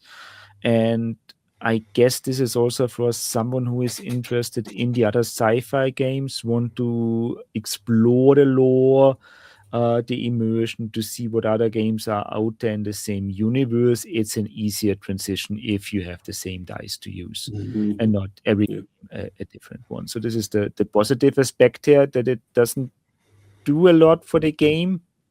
Well, it's an easier entry level game. Might be that with a possible Dreadball 3rd edition, this is then different. Yeah, it feels like a little bit of a missed opportunity, but at the same time, It can also be a thematic choice where the highest level of play is more reliable rather than volatile, which is why the reduced chance of explosion and a different sort of take on the stats. So yeah, it's not something I can really disparage the game for. It's just I expected something different and I got something else. So that's really why it comes up. Moving on to the big things, I have 3 main big pain points with All Stars that some of them I'm not confident will change much, sadly, but like I'll live with that. But I'm still, that's part of the things that are sort of keeping me on the fence. And a 4th one that is sort of on the fence of being a big thing. I'll start with that one. The fact, like, I understand that the overall vibe and the intent from the very beginning is that this isn't the Dreadball 3rd edition. This is a spin-off, a separate game. However, at the same time, when we're calling it Dreadball and we're offering exactly 0 backwards compatibility in either direction, that is to say, nothing from All Stars is usable with old school Dreadball. Arguably, you could make the argument that you could use some of the minis as some MVPs or captains. I am excited to try and, if there's any way to get a hold of either another team of Juggernauts or another Kimura specifically from the Juggernaut team, because he'd be a perfect Matsudan keeper. That being said, I've been meaning to get back some keepers for Matsudans for ages, so maybe I should just get around that. But it will be cool to have him around. And you can finagle their round bases to work with the hex pitch, although the scale will be a little off since they're a touch bigger. But so yeah, reusing theoretically you could finagle the use of some minis in old Dreadball, but it's not going to be super easy. But also there is no movement in the other direction at this stage. Beyond the few returning characters, literally all of your old minis are useless to this game. I believe there is a way to address it. There is a way to make them worth something and would be a big sort of gesture of goodwill towards old school players. But right now, there's nothing here for old school players apart from an entirely new game. And that feels a little weird. It's just to give absolutely nothing to people who favored Dreadball before feels unusual. But the 3 big things that I have a problem with is thing 1 is slams currently depend on the slamming player's ability only. Roll-offs are gone. X-tests are gone. There's no more situation where I'm rolling to slam you are rolling to slam back or to dodge, and we'll find out who wins this fight. If I'm slamming you, and it's entirely on me how hard I slam you. You then get to roll to see if you either avoid falling prone if I succeeded, or avoid damage if I triumphed and you are already prone.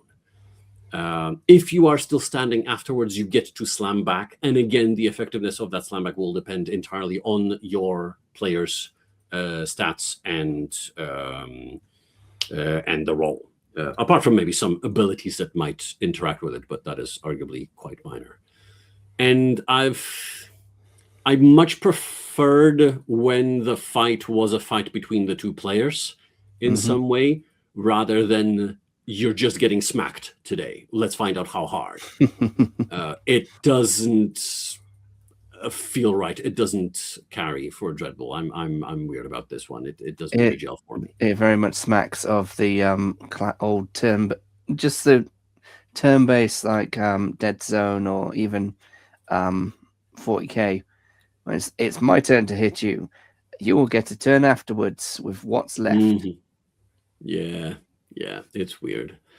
Secondly, the foul dice. This is, apart from a legal procedure, which we'll come back to, the foul dice is it's what's left of fouls, which used to be, it was one of the things that really drew me to Dreadball in the first place, in that there are plays you can do that are in-universe considered illegal, where you have a chance at better rewards at the risk of being penalized.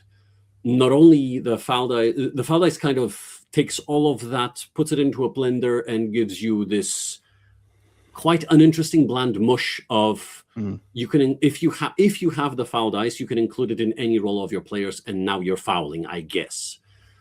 So this means that you can foul on any test, which is further, like there's some little narrative dissonance happening here. How am I fouling when I'm dodging? Which to those who don't know, you no longer dodge attacks.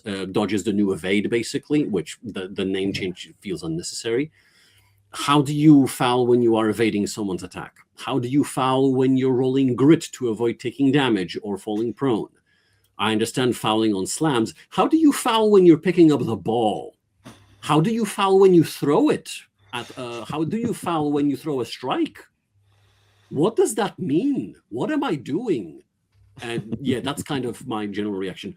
On top of that, the foul dice is passed between coaches. When you add the foul die to your test, it goes to your coach, to your opponent, sorry.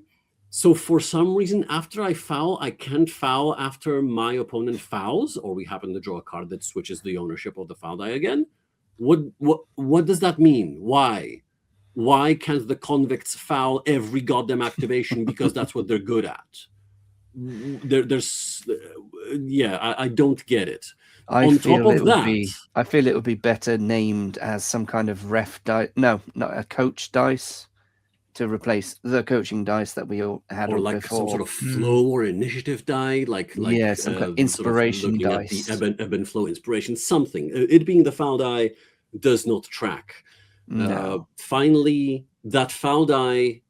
Sorry, I am eternally annoyed at Mantic using dice in the singular, as in the word dice.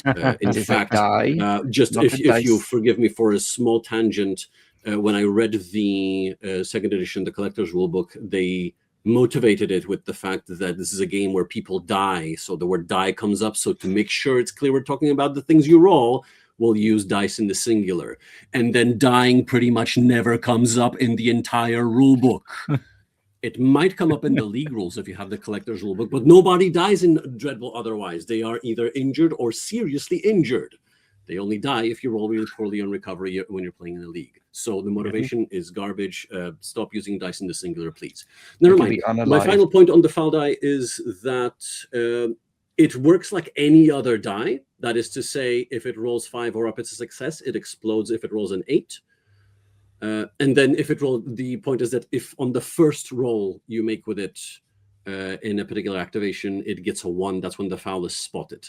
If the foul is spotted, your opponent is awarded a point, which to me feels like it's not enough bang for the buck, or indeed the risk that I'm taking in losing a point, which is, the thing you use to win the game.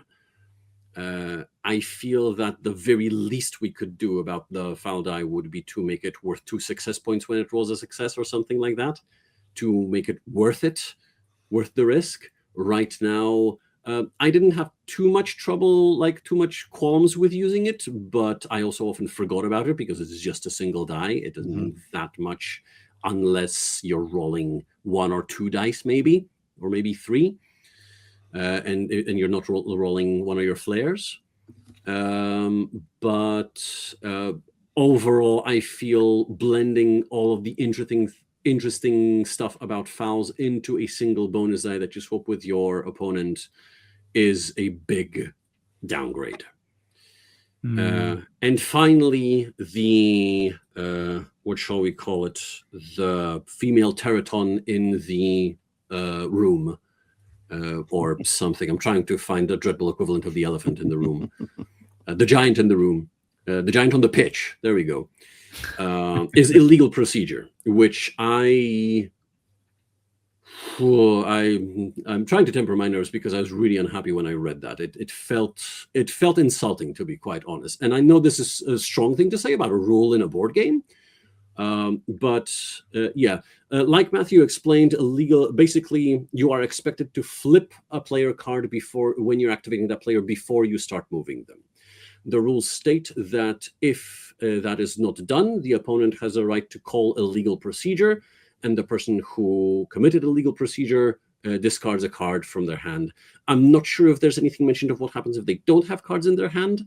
It would be not unreasonable to allow the person calling to draw a card. That seems to be a dynamic in the game in general with a lot of the event cards. And I have a twofold problem with that. The first thing this rule does is it polices basically your table organization. If you prefer to, say, select a player, slide their card forward to note that they are currently active, do their movement and action, and then flip them to the side that says activated in past tense. They have been activated and they are done now. Like, to be quite honest, I expected to play. You are apparently not doing it right and you can be penalized. That's, forgive me, bullshit. Secondly, the entire legal procedure rule notes that you cannot call a legal procedure if another player has been activated since the one that had a legal procedure committed has went. Which, what the designers may not realized, functionally legitimizes cheating as a strategy. That is to say, I may theoretically actively choose to forget to flip the player card, do the entire action, end my activation, pass to my opponent, and I still have a guy facing ready face up. If I'm not called on it, like you could not be called on a foul in Dreadball, you are playing the game right. It's kind of a make up your mind. Either you don't want this to happen or you want to encourage it as a tactic. Second of all, you're policing how people interact with your components, and that, to me, seems like enormous overreach, essentially. From what I vaguely understand, this is an import from Blood Bowl, and from what I understand, it is a reviled rule. I haven't heard anyone say anything positive about a legal procedure in the spaces that I've been looking at. There has been not a single positive word about it.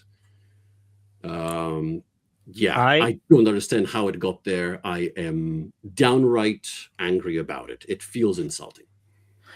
I mean, I might be that I'm wrong, but I recall there is something similar or was there in the past in Magic the Gathering that if you didn't something, or if there was a certain procedure and if you forget about it, you lose the 1 HP.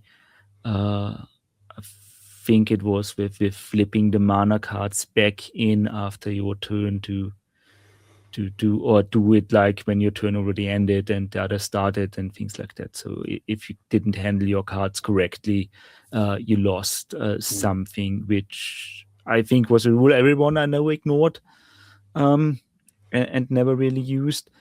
On that the kind other of side, thing is very punishing for new players. Yeah. I mean, I can see their intention here to get people to do things in order, but it's like, nah, not that thing. On the other side, I know some kids cards game that are built around encouraging cheating or to do something that you shouldn't do with the cards. Like, and if you're called out, then there's certain games mechanics around it to like what you can do when you hide your cards instead of flipping them over and things like that. So those are like putting a more fun aspect into something without or taking out the seriousness of a game. But that matches the vibe of the game, and here it feels not sure if Dreadball is the right place to do that from. So I can see where they're coming from, but I agreed it's not a good idea. Not for that kind of game. So it further feels weird when the current response to the only current response to legal procedure being reviled on the Kickstarter page that I've seen was kind of, it wasn't going as far as, well, you can ignore it if you want. It was more of this is something that the like players will agree with each other when they play. If that's the approach already, why is it even there in the first place? I feel like the outcry is building, and like I said, I haven't seen a single positive statement about legal procedure being in the game. If that stays in the rulebook till release, I will be very surprised. But yeah, this will be probably the biggest, most pointed part of feedback that I have the intention of hopefully they putting forward, do is that this kind of needs to listen go. They will. Hopefully, they will kind of listen to the feedback. I do have an idea for making it worse for repeated offence, but I will not say it because that might be taken up and put in the rule book, and I will be to blame. Let's not give them ideas. I have a worse idea on that one, because the only real deal I can see that rule staying is there if you really want to make a pub edition and say illegal procedure, everyone who is caught cheating has to drink. So now that I can get behind. Yeah, so that's the only viable way. So they can put in an optional rule in there, like if you play this in the pub edition, do it that way. That's the only illegal procedure rule I'll accept. Yeah, take a shot. And everyone knows, but just for a game, a more serious game playing at home, it's not a good thing to stay. So yeah, so I guess I would be, let's see what happens in there. So overall, the most ugly things aren't that bad actually. What I get to is simply just that one rule that really is upsetting in there. So yeah, that is the biggest pain point. The others are choices that have been made that I'm not totally on board with, but that's literally two things that are those biggest pain points. Yeah. I have a whole list here of things that I like. I have a small list of things that I believe can be reasonably improved before launch, and I have some wishes noted, and some conclusions on that. But yeah, I cannot deny that there's a lot of good about this game, which is why I'm so conflicted about it, or part of it. So obviously, it's still good enough for going with the Kickstarter here, and not. Well, like I said, I'm not 100% sure I will keep the pledge, but maybe it's something I'll look into later on at a smaller scale in retail. Maybe I'll reduce the pledge. Maybe I'll go all in anyway, because there's the biggest sort of overarching feeling is this is what kind of. I know people from the other side, from like the Mantic side, tend to deny that, but this is kind of what Dreadball is now. This is the Dreadball. Second edition has no support, no new products, no new releases.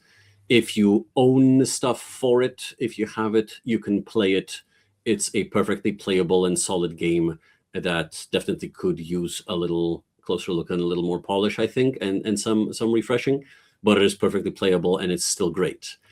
But if you want to play current Dreadball, apparently All Stars is the current shape of Dreadball. So there's a bit of FOMO there, for me, at least as a Dreadball fanboy, self-admittedly. But at the same time, I'll rattle these off because I don't need to get into them as much about the things that I like or I'm excited about. Alternate activations are a very good call. It makes the game quite dynamic. It sort of it changes the flow a little bit, but also the alternate activations, you're not just activating one player. You do get options to activate also someone else. Or what was a big surprise to me, the team play rule. After you make your standard activation of the one dude, if you don't have any way of doing another full activation with another player or more, you can go with team play, which lets you move everyone in your team up to 3 hexes. And that still allows you to pick the ball up. You can't do any actions with them, so no sprinting, no throwing and such. But you can still move, and you can't hand the ball off as part of the move, and we'll come back to handoff briefly. So that's so there is still a bit of that, a good chunk of that, moving your entire team in sort of, how do I put this assumed turn-based sync as they are all executing a strategy. That aspect is still kind of there. It's just a bit more focus on the initiative swapping between the teams more often. Speaking of the handoff rule, if you are adjacent with a friendly player, you can just hand the ball off. That is to say, one can grab it from the other or one can pass it to the other. There's only one roll involved in that, and it's the keep roll, which is what we roll to pick the ball up now. So There's no throw and then catch, depending on how many successes were rolled. It's a fairly simple procedure that makes it easy to pass the ball when you're close nearby. You can still pass the ball by throwing, and it is functionally easier because you only roll to throw, and a triumph means you don't have to roll to keep. But the handoff rule, I think, is quite welcome there. This was also pointed out on the Kickstarter page at some point. The overall mini design and team vibes, apart from the slightly bland slammers, I'm quite on board. They still have a fairly unifying aesthetic for the most part of being a Dreadball player, but there is some cool sort of differences. The mixes are interesting. The mixed teams are very much a highlight, I think, of very weird collections of aliens playing ball together. It's some cool vibes. I enjoy that. The sort of restructuring of you first move and then you do an action, I think, is a good way of reinterpreting how Dreadball works. And it is far more intuitive, especially for new players. A number of times when playing Dreadball 2.0, you have to explain that technically you're not running and then slamming. You are slamming and you are running as part of the slam, because it kind of matters for the way the rules are written. Move plus action is functionally the same thing ultimately, but it is far more easier to sort of process, I'd argue. Speaking of actions, the rules for each individual action are streamlined and very straightforward. You can parse them very quickly. It's very easy to get on board with what each action does and what it does on each result. Similarly, the modifiers are pretty much unified across the vast majority of the actions. I think there's what was it called? It's not out. Is it outnumbered? It was the other one. Ganged up on is the only modifier that applies to slams only when you are slamming. Otherwise, if I recall correctly, all modifiers apply to all actions, which is simple. And you just get a list of them, and that's all you need to know. You just look through the same list every time you're performing an action to check what modifiers apply to you. Speaking of those, the two sort of new modifiers that really fulfill the same function as in old Dreadball are unthreatened and outnumbered. This is, I think, a very smart way of looking again at the fact that you take a penalty for each threat, but no more than 2. Because basically what happens if you are unthreatened, if there are no threats on you, you get an extra die. If you are outnumbered, that is today threatened by 2 or more players from the opposing team, you lose 1 die. And what that means is that all of your one-to-one interactions with the opposing team, all your one-to-one slams, and things like that, which I think is actually the main, if not only, way to interact with the other team. There's no more dodgeball fouls. There's no way to throw a ball at an opponent. No. All of those one-to-one interactions, you simply roll your stat. You don't need to count up or down in the vast majority of those cases. If you are facing one-to-one with another player, just take the number of dice that's on your card. It's if you're unthreatened, you get an extra die, and you lose 1 if there's 2 or more on your ass. So I think that's very smart reinterpretation of the way threat worked in Dreadball. Let's see. The small strike zones, I feel, are kind of genius. I like that you need to get right in there. So castling is literally impossible, and with that, the rule that reduces your throw when there's someone in the actual goal hex introduces an actual form of goalkeeping where in old Dreadball only really a keeper kind of worked like that. All you could really do is block the line of sight or castle up to block off a zone entirely, but that's boring because that denies an action outright.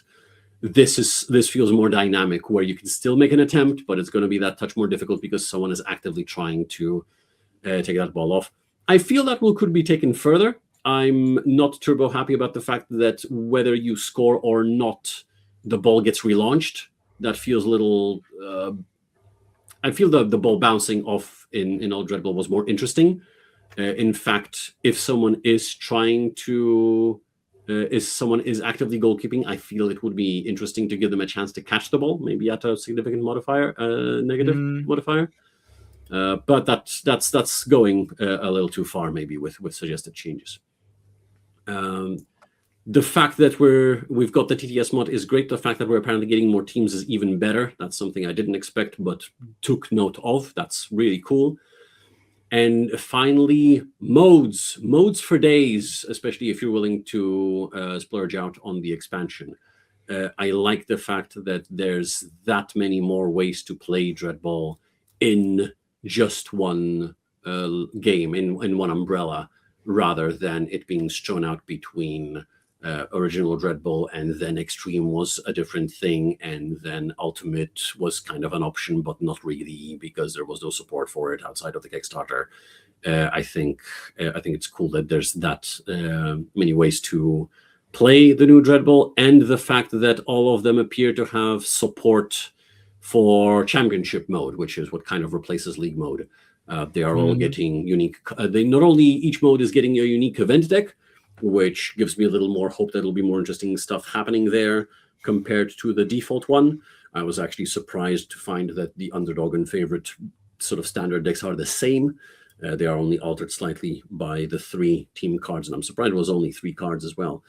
But the alternative event decks give me a little more hope for this being interesting, and the fact that they all have championship support in terms of you can run a championship in any mode, and theoretically you could use the cards you gain from a championship from one mode in another, from what I understand. That's nifty. Yeah, that's so there is a lot to like in the game as it is, even if it is not what maybe you wanted from Dreadball before, or it is not what Dreadball was before exactly. There's still fun stuff happening there. For this, like I can keep going unless you interrupt me, because I have a little more. Yeah, I'm just looking at the clock now. I guess you can keep going for another. I'll try and be brief on this. You're not wrong.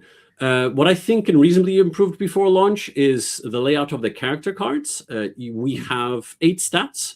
We have 4 actions that we actively choose to do, and we have 4 things that we either used a number from or roll sort of passively because it happened.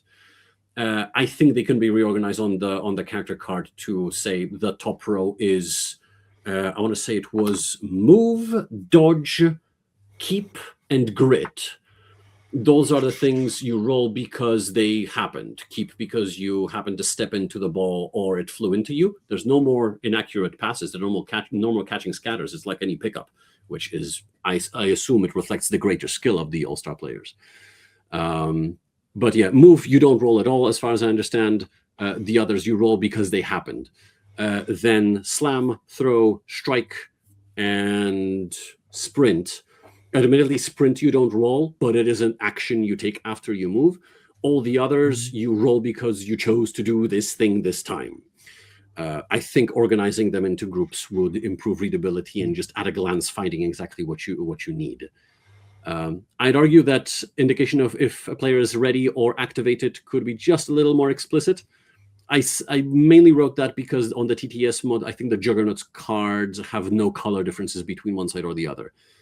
The desaturated portraits are good. I'd be inclined to make the ready, like just the row where the word ready is one color, activated another contrasting color to make it just in your face obvious. Something my partner noticed, it would be useful to reduce reliance on the new jargon. What the hell are turnovers? We had old Dreadball just said your rush is over, your rush ends, end of rush, at the end of rush. What is a turnover? Do we need a turnover? Can we not just end a period of play? Can we end an activation? It's that sort of thing. Similarly, why are we dodging when we were evading before, when we are still doing the same thing? It's a little weird change. I'm not sure it's necessary. And obviously, a legal procedure must go, but I've talked at length about that. What I wish for, this is very much, I think that would be really cool, but I realize it might not happen. is fouls being more interesting. I don't know how far away we can get from the foul dice, but right now fouls are just bland and boring and barely thematic, if you ask me. I would like more options to get individual teams or minis because, like I said, there definitely is potential to use them in old school Dreadball.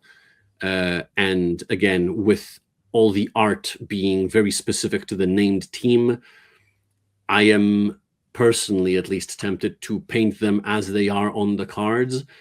But I'd like my own team to, like, maybe there will be a tournament scene for All Stars. To that, I would like to take a team painted, in my own colors. But that means I need another one, and I don't know how easy that'll be to do. Following on from that, some form of blank card files. I don't know, provide proof of purchase to get digital files for the cards for the teams you have, and now you can put your own portraits on them or something. I don't know. It will be cool. I don't keep my hopes up for this one, but it will be nifty. One thing I was surprised at is that doesn't appear to be happening, but I think would be cool if they did, is minis in colored material. To my surprise, all of them appear to be provided in the gray PVC. And we wanted to get this game to the table as soon as freaking possible. That is at least, I say we wanted. That's something we discussed before, is that will be a good thing on like, there will be a positive on All-Star side if you can play right away. I've seen some discussion in on the Kickstarter page about that. There is some considerations about bringing the colored rings, like you might know from Worms, to make this a little more feasible. But yeah, I'm surprised they didn't just went with colored material like they did for the second edition teams when they were coming out. The Indige, Neobots, Macedon, and Cyborgs. Might still be a possibility. It's a Kickstarter. I mean, obviously those are not the final production models, but pre-production or renders. So might be that they still have to discuss this with the manufacturer if it's a possibility or not. And I would really like to do them that way. Might be that for whatever reason it's not possible, then well, what else can you do? Then providing colored rings for the bases is the next best thing. But it's like, it does feel like the bare minimum that I'd happily accept. It's apart from being surprised that that's not the case in the first place with the colored stuff. I think I would like to see.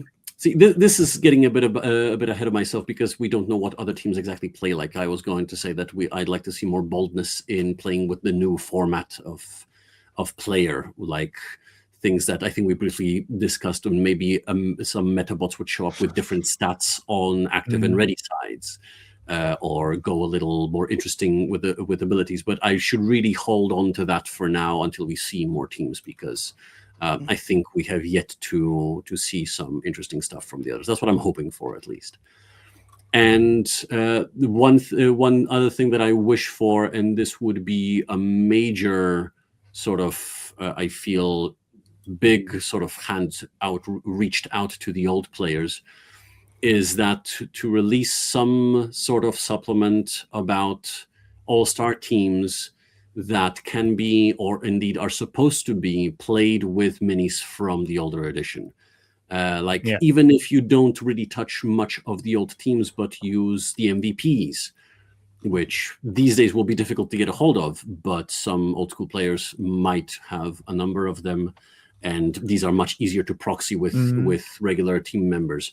I was thinking that this could take shape of digital files that may be either free or at a reasonable low cost.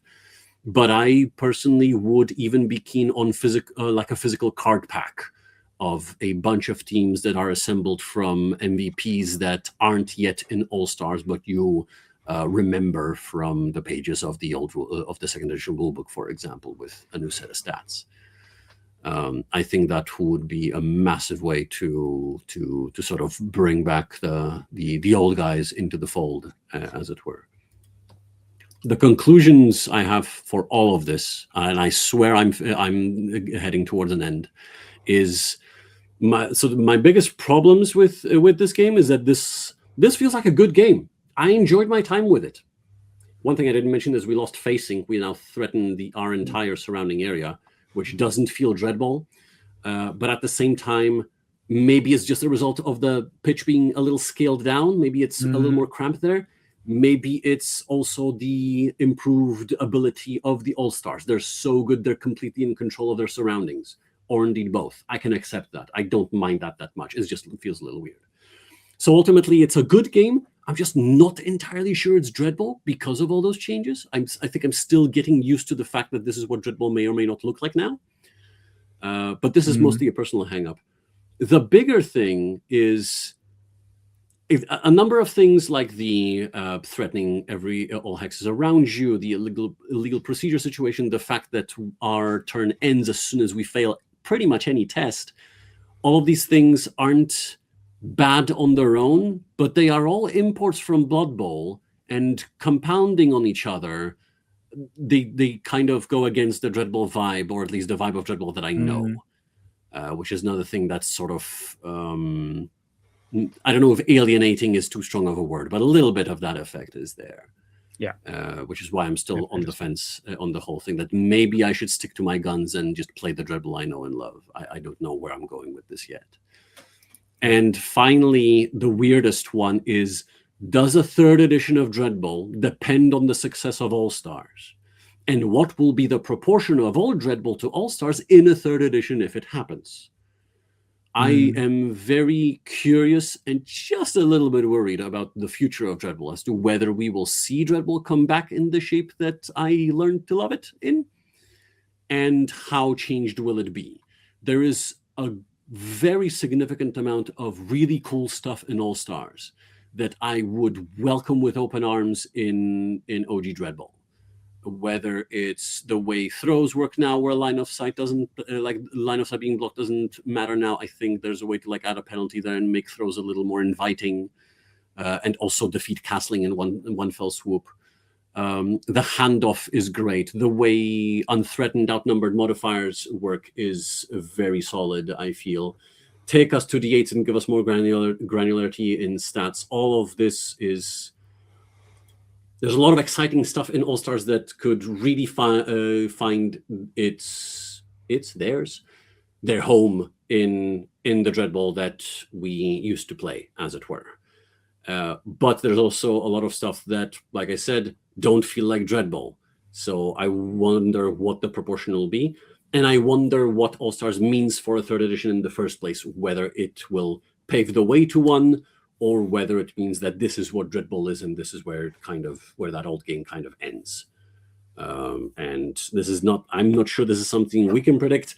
I'm not sure Mantic knows even where that goes next. A big thing. But yeah, it's a big one for me. Yeah, so all in all, my thoughts on All-Stars are complicated and conflicted. I like the game. I don't know if it's the game I want. That's kind of where I ultimately am. Thank you so much for all the time you allowed me. I realize I took a lot of it. I will now shut up. Okay, so the only thing I would like to add to this one is that I just looked up on the Mantic homepage, and the